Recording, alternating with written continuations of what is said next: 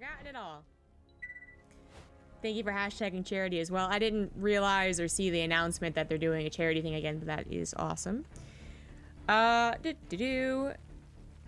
the first best of 3 in the semifinal. Yes, these are done by replays. I am not trying to hide that fact. This tournament is usually played on Saturday. It's usually cast on Saturday as well, but I was in Paris and it would have been, the situation, you know, would have still been I couldn't cast it this weekend, for instance. Like, I couldn't push it back a weekend because then I wouldn't be able to cast it then it'd be 3 weeks, and then there's, you know, the whole issue of, like, is anyone going to sign up for the week after that because it's going to be Christmas and New Year's and blah, blah, blah, blah, blah, blah, blah. So I'd rather this tournament happen, and I actually did try and get a live cast of the tournament with someone else.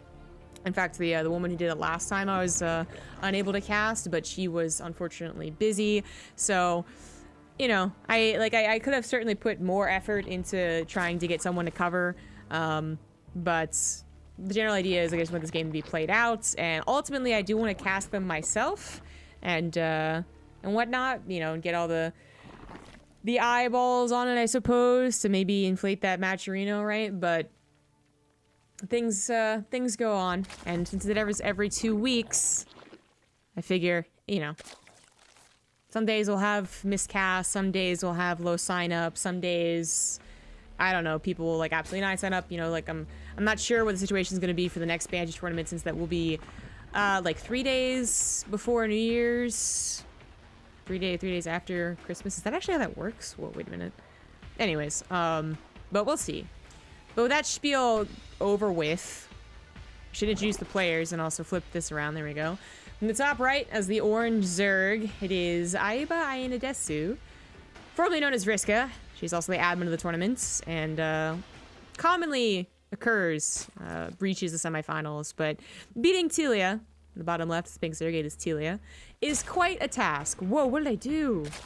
Oh, I backspaced. I never use the backspace method for injecting, but I didn't even realize it worked on the observer panel as well. Not that that would help. It would help introduce...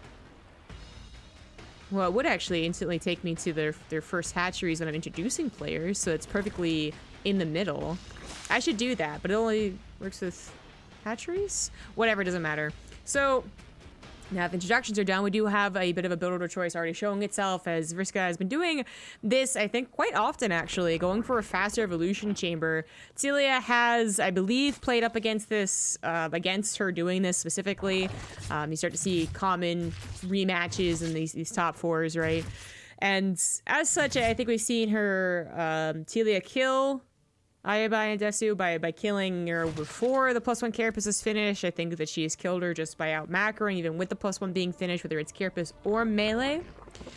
With Carapace, you know, obviously it takes an extra hit from Banshee to kill all those Lings, and you should win the Ling Wars. It's a very early upgrade, really cuts into what you would usually have, and you know, you don't get Baneliness with it. What Telia is, just kind of make double the amount of Banelings you usually would. And while that isn't technically the safe thing, and that's like very much so just simplifying how to defend this build, it is something you can absolutely do. So Telia is actually going to even take this fight here because, well, +1 Carapace isn't done, and the numbers were in her favor. She hasn't actually seen the evolution chamber. She doesn't even know if her opponent has a Baneling nest, which could be an issue, but is finding kind of free reign over here. The Overlord sees that there's no Banelings kind of around, right? Queen was out in her lonesome. I don't know what that was actually doing there. And this third base seems to be up for grabs. Meanwhile, Telia has already got her third base down, is sending a Queen over as well to get those injects, and that's really where you start to see that snowball effect as the injects fall off, and again, those Banelings being a particular issue as Telia comes in here. +1 Carapace still not done, even if it was. There's 2 Banelings. And one Baneling still severely injures the Lings of your opponent, so you still have to have somewhat of a either, you know, equal or better number than your opponent, even with that +1 Carapace. So this seems like it's going to be the end.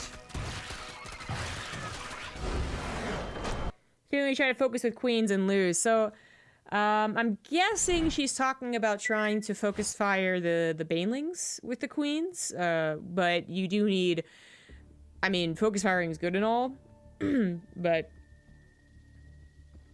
it's much easier if you have like multiple Queens, and it's also easier if you're also the one to win the Ling War. Seeing Celia win Ling Wars is just not super uncommon.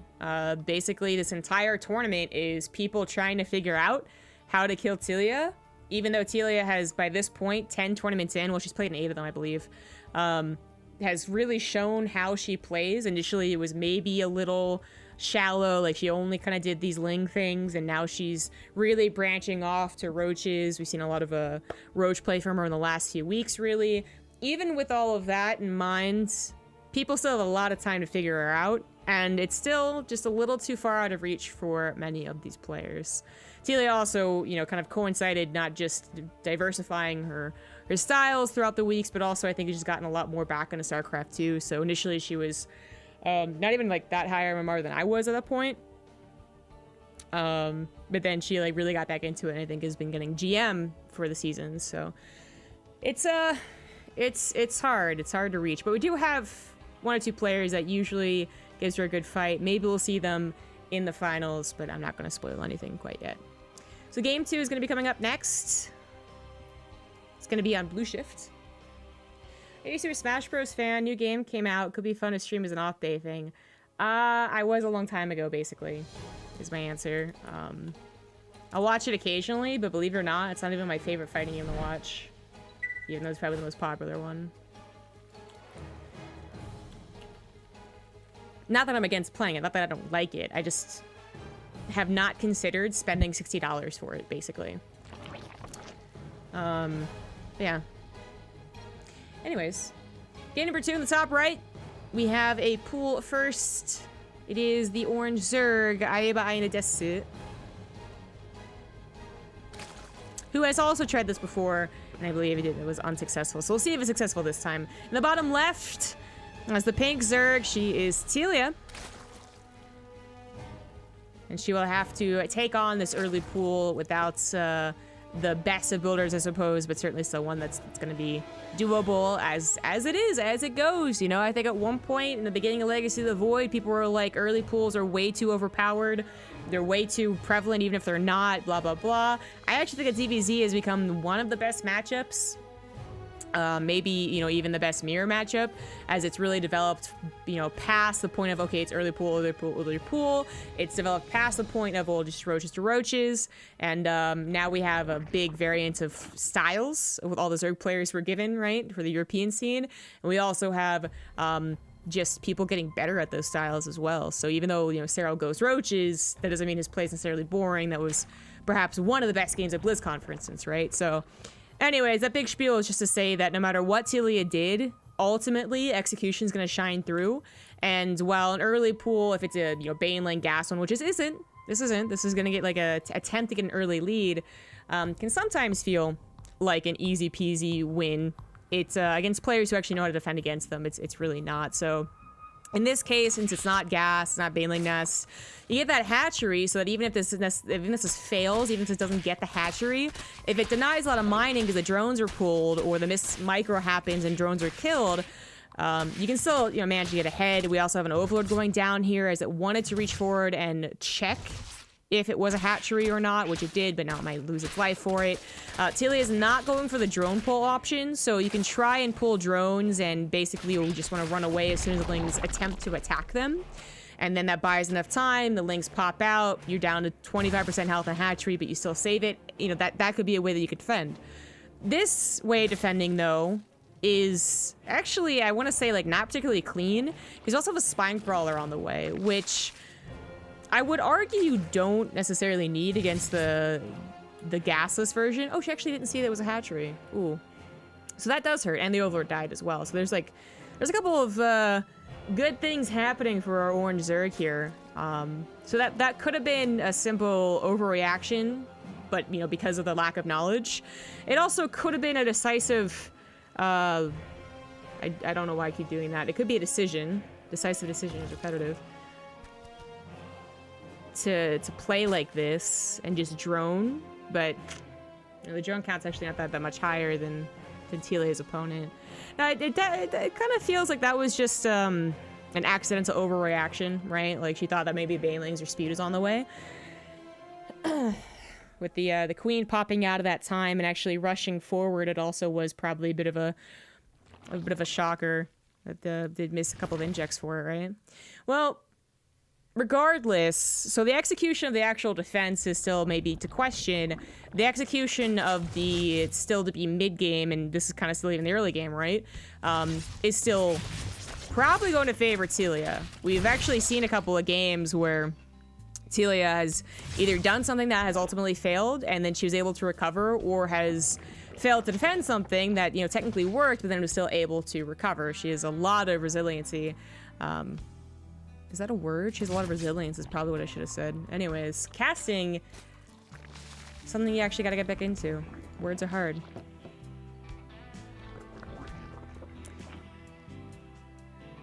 Follow on Instagram, really love your adventure. Thank you, Nish. Were you an art major? I actually was, yes. Did you do a video about the vlog interview equipment? Did you record that on stream at some point, or was that off stream? It was off stream. Actually, I'm a little surprised you thought they were. It was on stream. Words are very difficult. Anyways, so now we have the situation where Telia technically didn't really have a great defense against what happened there, but was ultimately able. I think her follow-up is quite good. There's always those chances you're going to take. There's also those things you have to kind of consider that could ultimately give you an edge. So, for instance, she did bother getting speed, so she's had that map control, so she went for the faster third, whereas I actually went for the Roach defense, but then kind of trickily got some speed. She could have skipped speed entirely, just got into Roach speed, whatever, but didn't actually do that. Anyways, Telia is able to bring herself back in it by combination of probably maybe better mechanics, but also better decision making. Where, you know, if Aiba was going for a follow-up all in, maybe Telia dies for what, you know, could be considered greed, but she had control of the map with that Ling speed. Now that's gone, as her Lings all die, they get surrounded and massacred by the sheer number of orange Lings coming out here, and Aiba does have that +1 on the way for her Roaches. It won't help her Lings, which are now found to be up against maybe even greater numbers? Yeah, definitely greater numbers. Telia has a lot more Lings. They are still flooding forward, but they will ultimately take out all these Lings, and the number of Roaches that have popped out is simply not high enough to actually take on someone who's going to flood Lings. This is where Banelings would have been helpful, or just, you know, actually not trying to run forward. Aiba probably thought she had some momentum here as she took a dominating fight on her side of the map and wanted to continue with it. And it's a short map, right? And Blue's just one of the shorter maps, but not actually the case, and the Roaches were ultimately just kind of going to fail. Even if he had reached this side of the field, like, how many were there? Like 3 or 4? Yeah, that's actually not that scary. Which is why one base Roach rushes are like the stupidest thing ever. Just as a side note. Anyways.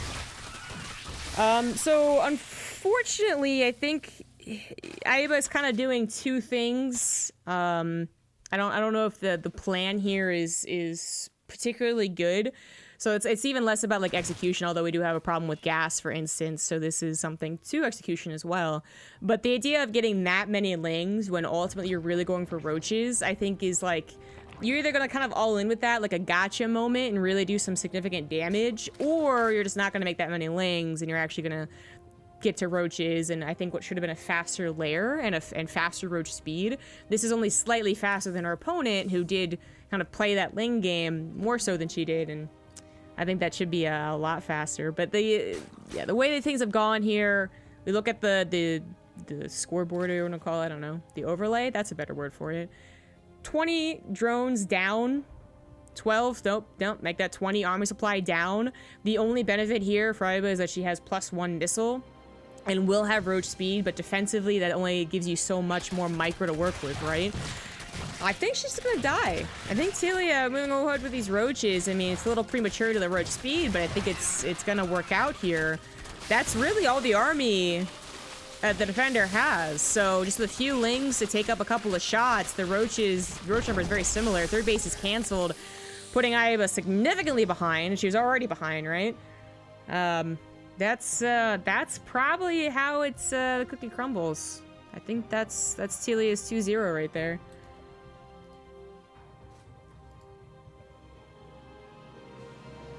Resilience is fine. Resilience is definitely correct, but I was wondering if resiliency is even a word. But it was a much safer choice to just say she has resilience than trying to make an adjective of it. An adverb? Adjective. Oh, it's been a while since I've been in English class. So resiliency is a word. Should double check that.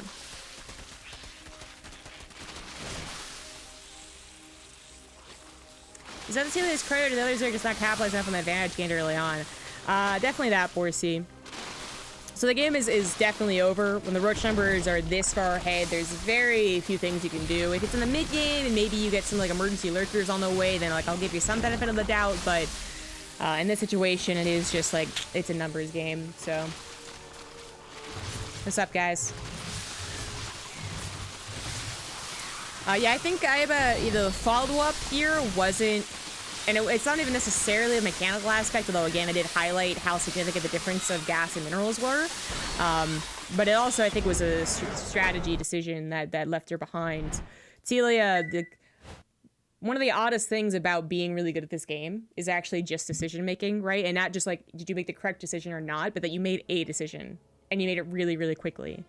And sometimes I think you can see when people play, you can kind of either say, okay, well, that's maybe just them doing what they know, or maybe it's literally them just like sitting there and going, well, okay, now what do I do? Okay, maybe I get some roaches, and then they get roaches, but it's really not that quick. I also feel like maybe there was some of that in there too. So that's Telia 2-0. But Admin still walks away with cash for getting 4/3rd place.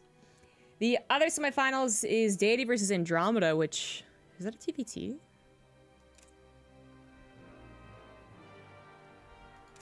It is a TPT. You don't have many of those, but it's definitely more common than like a PvP, which I don't think we've ever seen. Maybe in like 1 round of 8. Missing Protoss. I don't know why. Anyways, so this guarantees a TVZ finals. And if I had to guess, it'd be...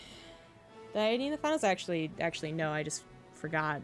So, that's what I'm gonna guess. And I shall not spoil if I was correct or not. This game 1's gonna be coming up on Cerulean Fall.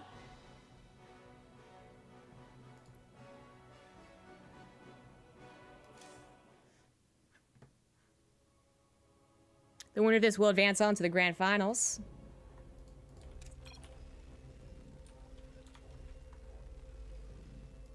Let's get into it. In the bottom left is the Red Terran. She is a deity. The Psystorm community team. In the top right, as the Pink Terran, it is Andromeda. So I believe deities made it to the finals before. That I'm like fairly sure. We've had 2 Terrans make it to the finals or semifinals consistently, and I believe it's Deity and then Kyla was her name, but unfortunately Kyla doesn't. I said she doesn't really want to play in these tournaments anymore. Don't know why. So if you're gonna ask, I don't know, but she was quite good, and she would sometimes really like throw a wrench into Telia's plans of just, dominating 3-0s, but unfortunately not going to see her, so it's up to Andromeda and Deity, really, to be the ones to TVZ Telia out of the top spot, potentially.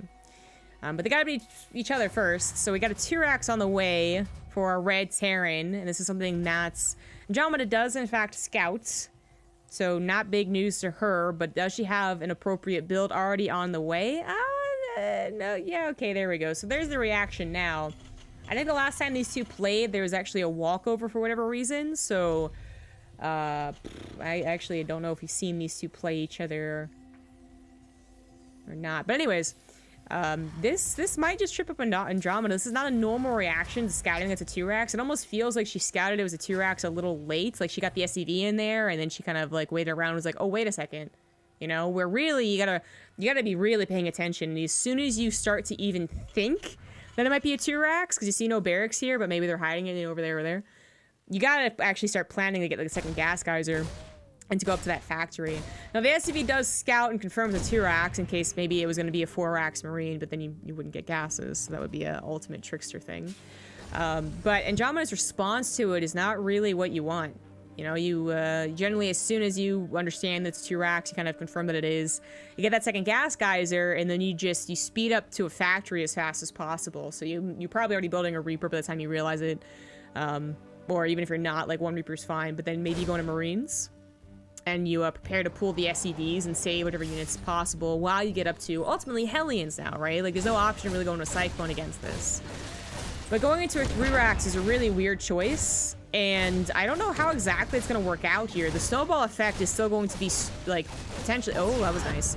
Potentially too strong for the 2 racks players because it happens so much faster. But unfortunately, getting 1 Reaper surrounded already, second Reaper's taken out as it 1 mono a mono without its little buddy there, means that Deity is going to start actually having the reverse happen, where she's going to get maybe overrun by 3 Reapers at a time. She's going to have all production in the middle of the map, so even if she tried to just be like, oh, okay, well, you win this round, like, I'm gonna go back home, it could potentially backfire, or it could potentially backfire in Andromeda. Like, with Reapers, it gets stupid. If people 2-rack each other, they can literally base trade, and then they have to lift their buildings and find high ground, basically, is how you win that one. It's definitely happened, and it's silly. So, even though this Reaper kind of Andromeda is gonna get quite fearsome, and having her run across the map to deal SCV damage is just as scary, she might never do it.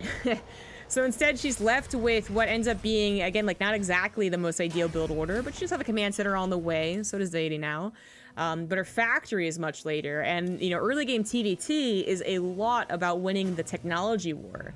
Yes, 2-1-1 existed for a while off the back of 2 racks or 2 racks Reaper opener, or just in general, it was there. Sometimes as a response to what used to be a mass Cyclone war of TVT, right? There is that good old day. But it wasn't really ever something that was going to stick, I think. And, you know, we usually see the 1-1-1 or the 1-1 expand, but still getting to that starport eventually, right? Technology is just really important in this early game TVT. As you get going, as you get to the mid game, then you could certainly make an argument that having a high Marine count can sometimes be better, as you see those concaves happen on people who go straight to Viking tank, for instance. But early game, I definitely like what Deity's doing here better. I think that she was in control of this game from the get-go, right? Just by 2 racks, and you do give yourself that control, even if the other person responds rather perfectly. And I think she's doing a great job continuing to keep that control and keep a level head and actually have a very good plan to follow through.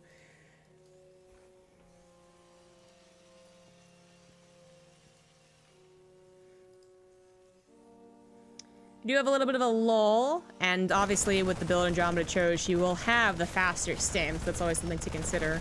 But because she didn't go for a starport particularly fast, it's always like, well, what do you really do with stim on the ground? It's, you know, you gotta break up a ramp against tanks. Like, I don't know about that. Deity is going into Hellions, weirdly enough. So this could be a reaction to what she scouted. Under attack. You know, first she scouted that there was Reapers, which Hellions is gonna help out with, of course, and then she scouted like a lot of Marines with 3 barracks, right? So maybe she's thinking that the Hellions are the best defense, or hell, maybe their best offense. Like, she's actually moving across the map with them, a very odd-looking team. It's like a team of units they'll give you in campaign for whatever reason, but this doesn't really work out. There's a concave on top of a ramp. There was a tank as well. If those things weren't there, maybe that push works. But that was always a bit of an odd one.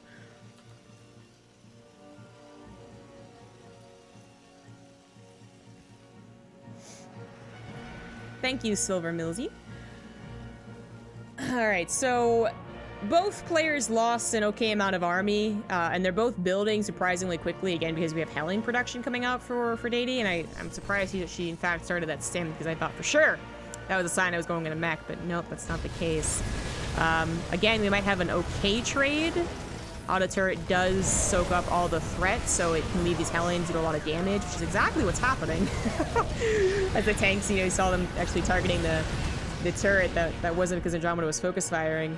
So, in these really low unit engagements, right, like, ultimately positioning is key, and again, tech can be very key. Do you have the vision with the Vikings? Do you have the sky control? Do you have Ravens with very good auto turrets? Like, those are questions you have to ask, and the answer here was that Deity did ultimately have the better options. Almost lost a Raven here as the Marines were target firing, I believe, during the fight, and ooh, there is the target fire to actually execute one of 2 Ravens. But once still alive and we're getting that energy, pushing along the map like this wouldn't actually be a terrible idea if the barracks are all consistently pumping. I think there's been a couple of lulls in production here for our Pink Terran.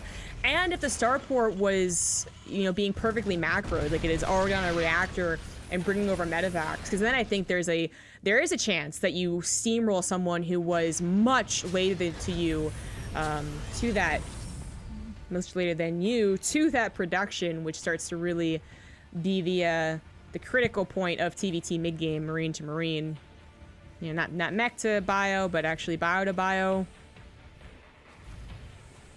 Sometimes having a high Marine count does in fact work out, but the rally doesn't really work out. So pack it up, go home. Tank goes home. Fortunately, she lost to just a couple of auto turrets. Probably, as soon as you only have tanks available, you should always probably pack it up as a Terran player, whether it's versus Terran, Zerg, or Protoss. They need some support, whether that's you going mech with Hellions and Hell Cyclones. I don't know what's happening nowadays. Or if it's obviously Marines, which are the usual choice. Sometimes you'll get away with the early tank Viking pushes, but the point is they're not accompanied by anything. Should have probably gotten out of there. 2 tanks less now. But I think what's really starting to shine here is that Deity is going to have the better macro. She's already up a good number of SCVs. Now a really oddly timed Banshee comes in to kill a few SCVs even too. That's a surprise Banshee right there. That is a what the hell is that timing? But because it's so what the hell, it actually works. But she was already ahead. She already had a 3rd CC. That was started along with her natural, in fact. I just didn't highlight it. So she was always in that position to really get ahead. And if Andromeda had been able to macro perfectly, like if she was innovation macroing, then that push that she was doing with the amount of barracks that she had probably would have been a much harder push to hold for our Red Terran. But unfortunately, there was a couple of supply blocks and missed macros and whatnot. I finally have a medevac to start towing around here, but even if she killed a decent number of SCVs, Deity has the 3 CCs to rebuild them, so things do look a little awkward, surprisingly, for it's only a 1 medevac drop, but there is the rest of the army coming back to just take the win, and Deity is just ahead in every single regard. I mean, supply, SCVs, army, upgrades. I think she's behind in combat shields. Okay, fine, but that is quickly on the way, one of the quicker upgrades. And even finds the medevac on the interference matrix. Nice control there. Raven's still proving to be useful. Hey, Pat22043. Thank you. I guess the uptime is in fact not on this overlay, but I guess Nightbot doesn't work with that nowadays either. Anyway. Scans go down to reveal what is usually at 10 minutes the positioning of the tanks around the 3rd. No 3rd, but she did find the army, evaluated it for a quick second and said, you know what, I can beat that. She's absolutely correct. Good concave as well. Just slaughters what Andromeda has, and the upgrades kicked in too. I mean, it was a good call there. Nice, swift victory, no drawn-out game.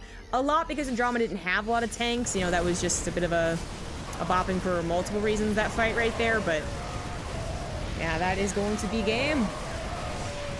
Number 1, though. GG. Well played. Deity. She, I think she did a pretty good reaction. You know, there's an appropriate reaction, appropriate follow-through to what she scouted with the 2 racks. She might have also just been doing what she usually does as a follow-up. Like, I don't watch her that often, but... DD. Trying to find this thing. There we go. Next game's gonna be Blue Shift, so this is loser's choice. So just coincidentally, both of the losers of game number 1 chose Blue Shift.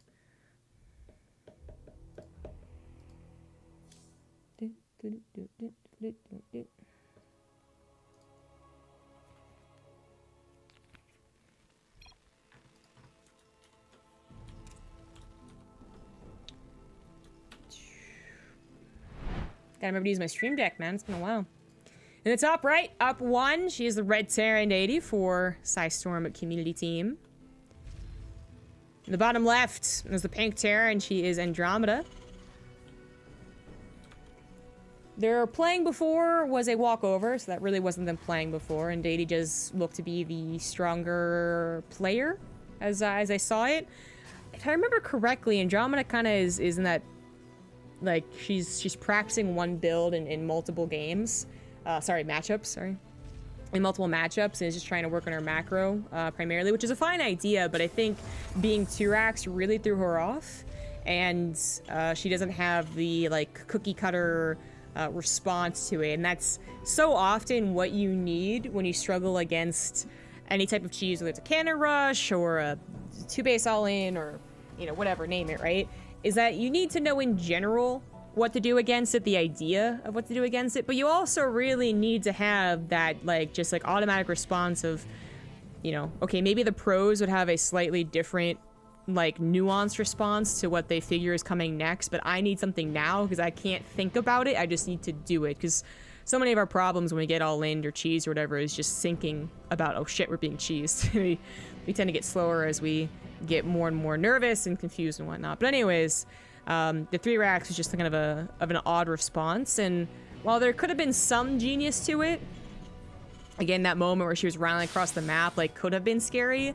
Unfortunately, the execution wasn't ultimately there. Andromeda is once again going for 3 racks, though, it looks like. So this might just be the build that she's choosing to practice against a Terran player. Or it might be because, well, there was a bit of a trickery thing going on here where she didn't see a barracks on the top and she saw 2 gases. So it looks like that was a successful little trick by Deity, and yeah, that's why she's responding once again with the 3 racks, which, I mean, hell, maybe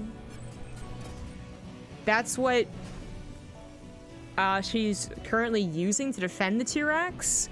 Maybe someone told her that she'll be able to kind of get a couple of edges here and there if she does this. And again, I can see how, but I also think that there has to be a lot of strong decision making when you do this response, as opposed to maybe the more typical one where it's just get the factory, defend, and then kind of execute your usual build as you defend. This one is really changing things up, I think, for usual TVT. So unfortunately, with this trick being very successful, she is going to probably take another 30 seconds to a minute to realize that she's been tricked. Like, where the hell the Reapers basically is going through her mind right now. She finally does throw down the command center, also is just banking a lot of cash. But Deity is going to get a bit of a head start on the command center, as well as get a head start on the technology again. So Factory is pumping out some Hellions, so in case, you know, and she actually gets a scout just now. In case her opponent is doing that 3 racks thing again, she's going to have that defense, and then she's already up to a starport. Like, that is a fantastic position to be in. Starport finishing a tech lab, and you got a scouts, not just, like, as the barracks are building, but like, you saw the army wasn't there, and you saw that they were building. Like, that's a perfect scout right there. So I would love if she went for Banshees. It's exactly what she does. Boom, nailed it. Great minds think alike. And there's not really any fear for her with this little hit squad of Reapers. Fortunately, the Hellions will win this one out. And in fact, they can chase. So even with the grenades, the grenades have to be kind of perfect, I think. And they're not even being thrown down right now. Oh, it was good micro. Okay, appreciate it. Respect.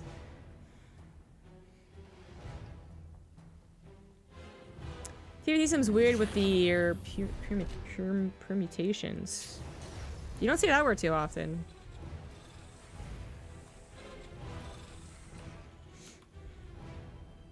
This Banshee might just win it. There's not a lot of Marines quite yet. The reactors had to be added, one of the longer building times, which is really annoying. And then the tech lab, obviously limiting this one to just 1 Marine at a time. Give it a minute, and there's going to be a decent amount of Marines, really, but the attack is already incoming, potentially. The Banshee's not going to go with the Hellions and Reaper, but it absolutely could have. It's actually going to scout that now, that if everything went together and went up the ramp as well, that would be good enough. But I guess it is still an issue of having the ramp on Andromeda's side. So once that command center is taken, excuse me, once the command center is taken on location, it's going to be perhaps a little difficult to defend. Missile start is already done, so that's something going really well for Andromeda. Banshee is not quite gonna die, though. No! So that sucks. You'd have to have stim by that time to really chase it down, and it's on the way. It was really early stim. It's still not done. Second Banshee is already here, and I do believe this is gonna be lifted off. It's swapped with the barracks to get stim. Third CC is on the way, too. Kind of in favor, I guess, of that instead of any faster barracks, which puts her, if this was a very normal TVT, it puts her in more of a defensive position, where she's either pretending to attack to kind of gain that map control and hope that the Banshees are doing something too to make sure the Marines stay at home. Or she has to have perfect positioning to defend all locations. But because it's not like really that typical TVT, she is in absolute control, even though the Banshees have now both died, I believe, and Reapers are getting some damage done. Deity is actually the one who's in control, even though, you know, the numbers are looking better. Yeah, I still give this one to our Red Terran. So she's up 5, 6 SCVs. Third CC's almost done. Andromeda's gonna go for what, really, if you go for 5 barracks like this quickly, it looks like a 2-base all-in, but it's always awkward because of the start and the starport timing. But once she has medevacs and combat shields, she should be able to dominate the map for a little while. But the timings, I don't think, is not really gonna be perfect. It's like, it's fantastic when the starport is done with the reactor, like as you start combat shields, basically, and then you really get this really swift timing. But that's not going to be the case here, and you would want to wait for that. You'd want to wait for medevacs. We're really pushing out with an army like this, although I guess you technically didn't have to. Yeah, it's just a mostly Marine army, so you want the option to pick up and go home in case you miscalculated, or alternately to pick up and just land somewhere where their tanks aren't, right? Like, look at how sparse Sadie really is right now. You have 2 tanks at the front, you have a Raven for maybe 1 interference matrix if it sees a drop incoming, but if Andromeda had done a perfect build order again, a perfect follow-up to a weird start, and she was successfully bamboozled, so we always have to give her the benefit of the doubt for that, but if she had 2 medevacs and 16 Marines right now, even without combat shields, like, going into the main, like, they would have a lot of trouble defending. Her units are over here, and even if they're at home, they're not very strong units. And these tanks have been out of position, and should they be repositioned, would have a very difficult time doing so without being sniped off. Like, that would have been the perfect, just little example there of what a 3cc person style can be defeated by if Andromeda had the mobility that she will soon have, but only with 1 medevac, actually. So really quick second factory. She might have looked at that last game as a loss because of tank production, which isn't necessarily wrong. But you don't really want to go up past 5 barracks, 1 factory, 1 starport on 2 bases. Even if you're all-inning, like usually a 2-base all-in kind of revolves around the same set of buildings I just listed, so yeah. Yeah, these extra barracks, this extra factory should have been a 3rd CC, or just continued production, actually. Scan reveals what is a scary looking amount of Marines, so it's not like Deity has any position to go ahead and go forward and kill her right now, but she is gaining that position very quickly. More SCVs, more army supply, finishing up those essential upgrades like combat shields, while also being ahead in those, I don't know, general upgrades, right? Attack far ahead, and +1 armor almost done.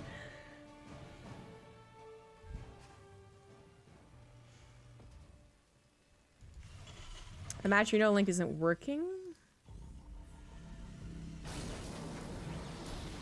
I think it's because Matrino might be down.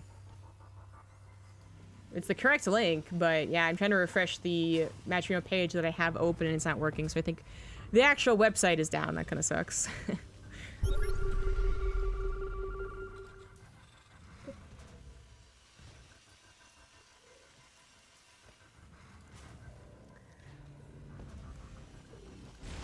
That must have just happened as well.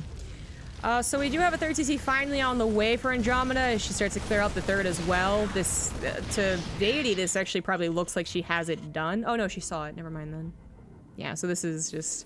She's not really that scared. She sees that the army is still at home. She sees the 3rd CC is still not done or close to being done, and she also scouts this other 3rd potential. And JD chooses to go for a 4cc, but I mean, do whatever you want. She's gonna continue to snowball here with the army. Looks like there was an accidental Marauder made.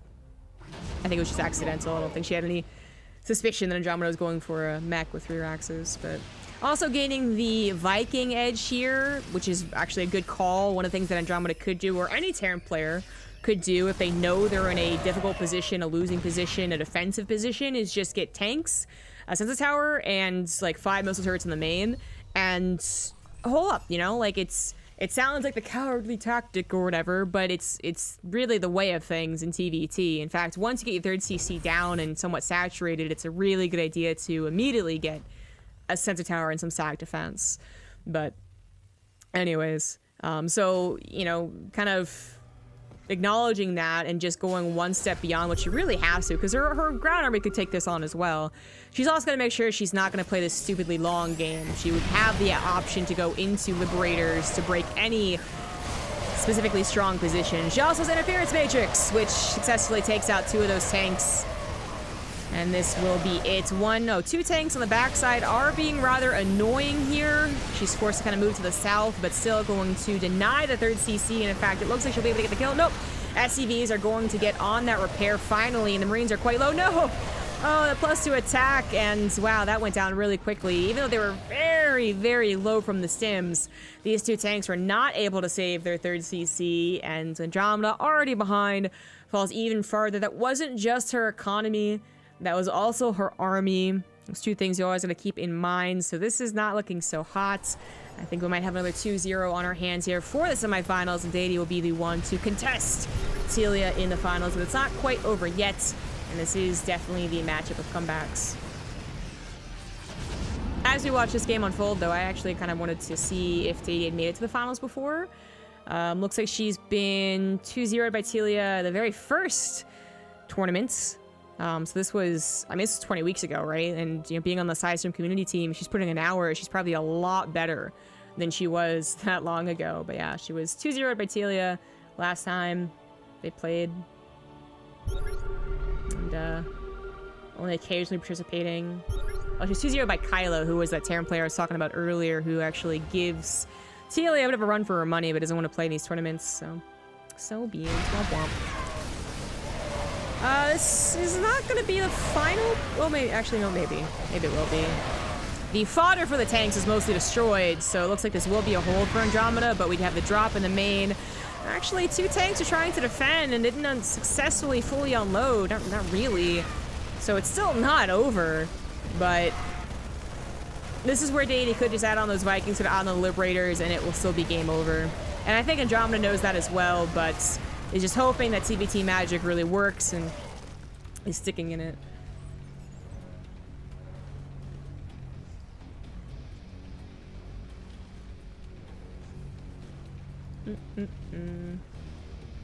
So Deity actually hasn't played in a long time, unless I'm just not seeing her in the round of 8. Oh no, where is she? She played in number 7. She was 2-0 by QB. Pretty, the usual other contender of the crown. I guess didn't play today. Or this Saturday, whatever.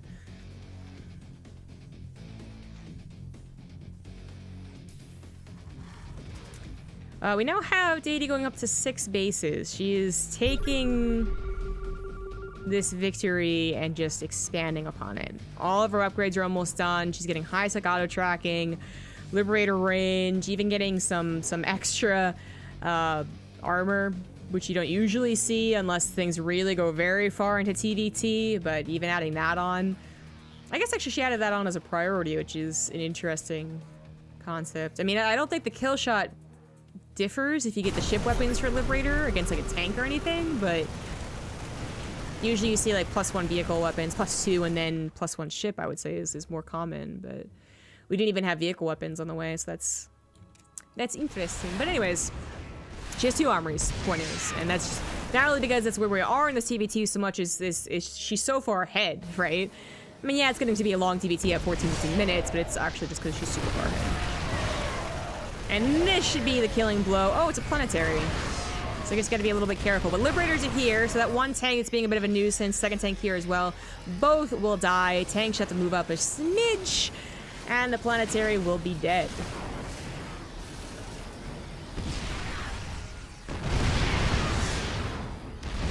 Quick check on Andromeda's vision doesn't quite reveal of what's going wrong in this game. But still seeing the Sims Tower of a 4th base and only just not getting a 3rd is pretty bad news. GG. Deity will take the 2-0 and advance on to face Celia in a best of 5 finals. Before we go to that, I'm going to be right back. Just a minute.